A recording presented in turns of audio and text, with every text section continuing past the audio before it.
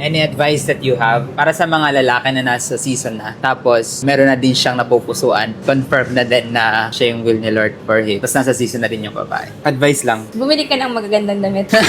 Ano Na yung magmukha advice? ka dapat na presentable. A woman will be happy to see you every time. Papogi. Tapos syempre, yung pinakamapogi sa Christian woman, yung may heart to serve the Lord. Sobrang legit yung pagmamahal kay Lord. Kahit hindi mo sabihin na malalim ka kay Lord, na mahal mo si Jesus, or active ka sa pinapagawa ni Lord sa'yo.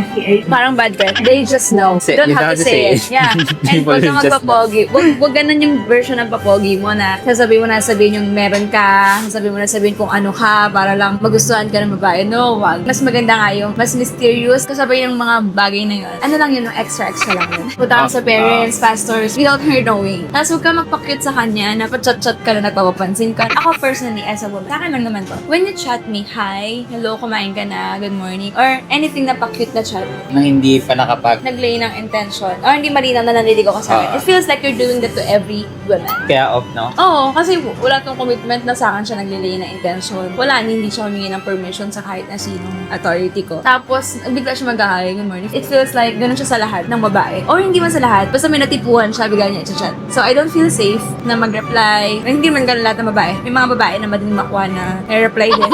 Pero if that woman is a woman na talagang seryoso na din, looking for a husband na man of God, for sure, hindi siya matutuwa. You have to make her feel na this is so special to the point na I'm willing to go through the right process, talk to the right people first bago ako magpunta sa'yo. Tapos, wag yung parang siya lang yung buhay mo. Sa totoo lang, the usual girls ay matutuwa. Ay, sobrang gusto niya talaga ako. Pero alam mo, yung legit na babae na naghahanap na ng mapapangasawa, iba yung pag na-earn na yung totoong respect sa'yo, hindi lang yung pagkagusto sa'yo. You want to earn the respect of the woman. Paano mangyayari yun? Hindi ka lang focus sa kanya. Focus ka sa mga kailangan mong gawin in your life. You're responsible sa work mo, sa church assignments mo, sa mga disciples mo, sa family mo. As a man, kailangan mapakita mo na sa kanya who you really are. Hindi parang everything falls apart na in love ka. Yun, bad yun. Ay, sobrang gusto ko na to. Hindi mo nakapapasok sa work para lang masundo ko siya sa work niya. Masyadong obsession na yun. Pero yung mapakita mo na, It's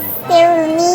This is my life. Yes, I laid my intention to you. Pero focus pa rin ako. Hindi ako para ma-sidetrack or ma-distract sa mga bagay na kailangan ko i-priority. yun, makikita namin na, uy, grabe, this man is really ready. Mature na. Especially kung nasa season na kayo, the woman will be looking for a man na may ganong level ng maturity, responsibility, accountability. But make her feel special. Kasi may other side naman, di ba, na naglay ng intention tapos wala nang ginawa.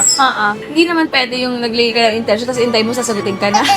Kasi nagsabi ko sa pastor tapos pinayagan, bibigyan mo ng time yung oras ng ligawan. At least every week may ganap ka sa kanya. Kung nadala ako ng bulaklak sa parents niya this week, mag-aaya ako sa group of friends namin. Siguro wag muna yung solo-solo kayo. Maganda talaga yung group setting. Mas makita mo siya nakasama din yung mga usual na friends and saka yung family kasi doon mo mas totoong makikilala. Yep. Pag kayong dalawa, medyo controlled yung environment. Di mo makikita kung paano siya nakitungo sa parents niya, sa kapatid niya. Most likely, that's the real him or her. May narinig tayo ng recently. Kung gusto mong makilala yung pinaperson mo, punta ka sa bahay para ma-meet mo yung parents. Sino nga Kasi nagsabi yung- na? Kasi yung wala. parents na, yun yung combination niya. Oo. Hindi mo pwedeng pekein kasi yung family. Pag andun sa family. Hindi niya kaya magbago instantly. Oo. Not to hate her or judge her family. Pero that's for you to see more of her. Sure na ba ako dito?